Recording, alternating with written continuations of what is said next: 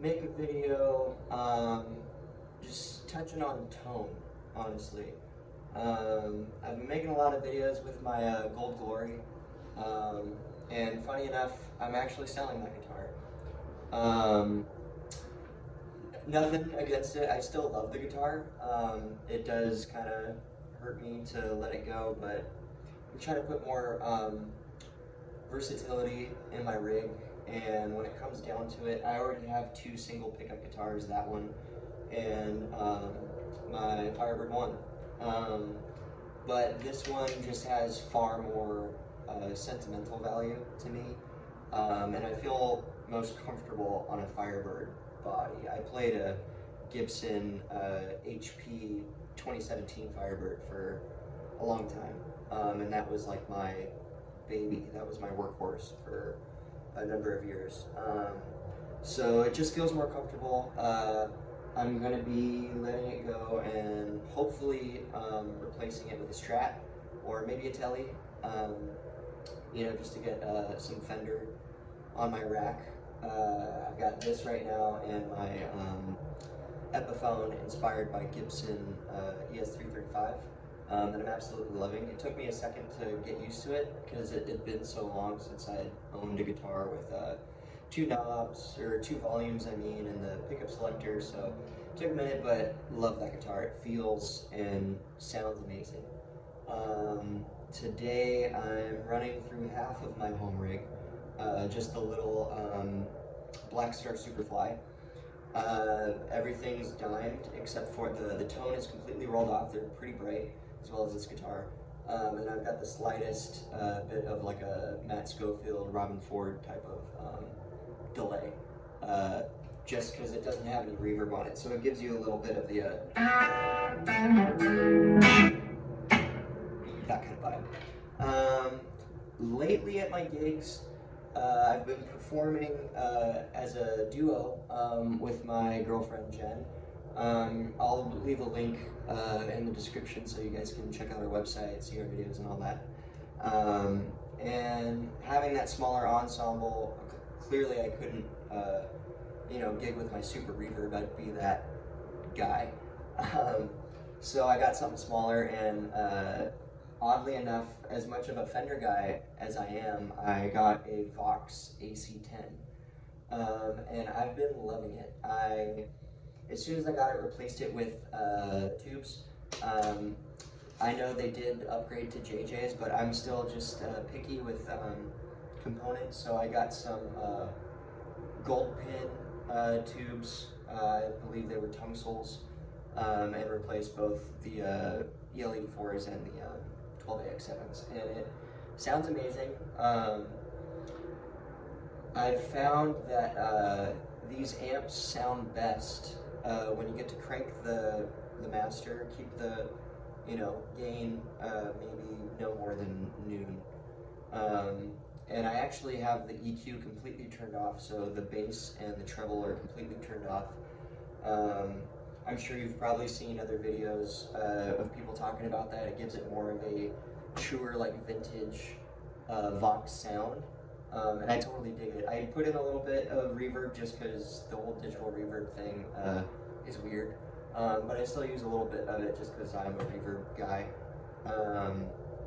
And I'm running a pretty simple pedalboard these days. Not too long ago I got used to playing straight in to my amp, and I loved it. I was just trying to get rid of all the clutter and focus on my playing, and it helped a lot. It made me, it rekindled a relationship that I didn't know I had with my guitars, just knowing the ins and outs of all the sounds you can get from it before you put anything on top of it. You know, there's a lot of people that, you know, say that all the time, and clearly, even though I did that, I went back to having a few pedals, you know, so it's not like one of those things where once you do it, you have to like only do it. But I do recommend doing it just for experimenting and getting familiar with your instruments and your tools. But right now, I'll show you my pedalboard. It's very simple. This is everything right here. Just got a tuner. I've got the deep blue delay that obviously I, as well as I'm sure most of you, got turned on to from Matt Schofield, and I said it similarly, so I don't keep it always on. Sometimes I do, but usually I'll kick this on for a solo, just to give it a different texture. I've got the Super Sweet exotic booster, one of the best overdrive boost pedals I've ever played.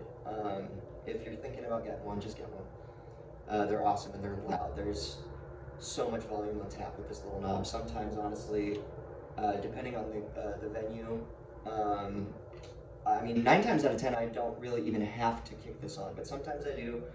I usually like to keep it no more than 9 o'clock. I mean, that's just already loud. But if not, I'll have it at maybe 7 o'clock, depending on if the venue is tiny. But love that thing. And then my exotic wah. I've had one of these before, sold it when I was getting rid of all my stuff, and knew I wanted a wah again, and this is the only one I'll ever play until I, try something better, or if someone gives me some like, $2,000 wah pedal. But until then, this one does me just fine. And that's really it. I love the fact, I mean, both the tuner and the Super Sweet have a buffer in them. So I keep that out of my mind. I don't even know if the dip switches inside are set up correctly. But I just stopped caring. If I was focusing too much on my gear, it would get in the way of just playing. Part of why I started downsizing was realizing how much fun I was having at like open mic jams, where all you get to do is maybe plug into an amp and just see what you can do with that. And yeah, I mean, I'm running my pedalboard off batteries. That's another thing that I ran into. I got tired of battling for power in the wall at a gig with all your other bandmates. I mean, sometimes you only have one plug, sometimes the plug's on the other side of the venue. So I just didn't want to deal with that anymore, so everything runs off batteries. I replace them maybe every like 2 weeks. I've never really experimented to see how much life I can get out of them, just because I have a mixture of analog and like digital stuff. And I'm so grateful right now that I am playing about 4 to 5, maybe 6 shows a week right now, which is the most I've played in my life. So I'm really grateful for that, and I just, rule of thumb is just swap them out every like week or 2, and I haven't had anything fail on me. Another hack that I do, because 9 times out of 10, your amp comes with a pretty short power cable. I just got a replacement one at Guitar Center. I initially bought it back in the day for my power supply when I was running a power supply. And it's like a 20-foot long power cable. And since I don't run this, Voodoo Lab anymore, I'll just plug that into my amp, so I don't have to worry about extension cables and this, that, and the other. And yeah, I mean, that's kind of just what my rig is right now. 9 times out of 10, I like to set my amps just so that they're right at the edge of breakup, at least on my rhythm volume. So I would say my rhythm volume on my guitar will run between 4.5 and maybe like 6.5 or 7. And if I can get a small amount of crunch in that realm, then I'm happy. Because then by the time I, turn it up for a solo, it's just like the perfect amount of gain that I need. And then for pastures where I might need like a quick jump in volume, I'll use the Super Sweet. Sometimes I use it as an always on. Now that I'm running out of a smaller amp, and sometimes we are playing outside, it's just not carrying enough, so I'll just use that as an always on and continue to, play with my volume. And,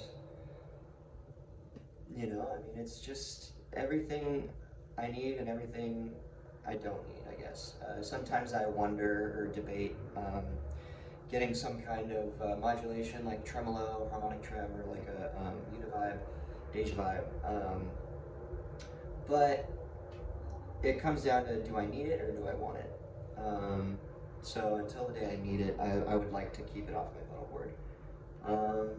And yeah, I mean, besides that, I'm just gonna play a little bit more for you guys.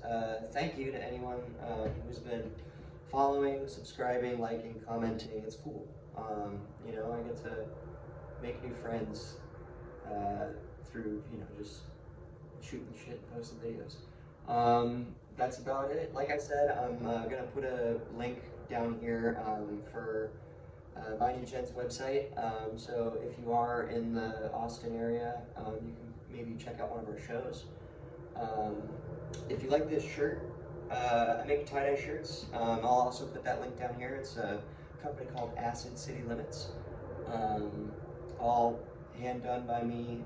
It's just like a side gig on top of the music. So if you want to buy a shirt, you can check that out down there.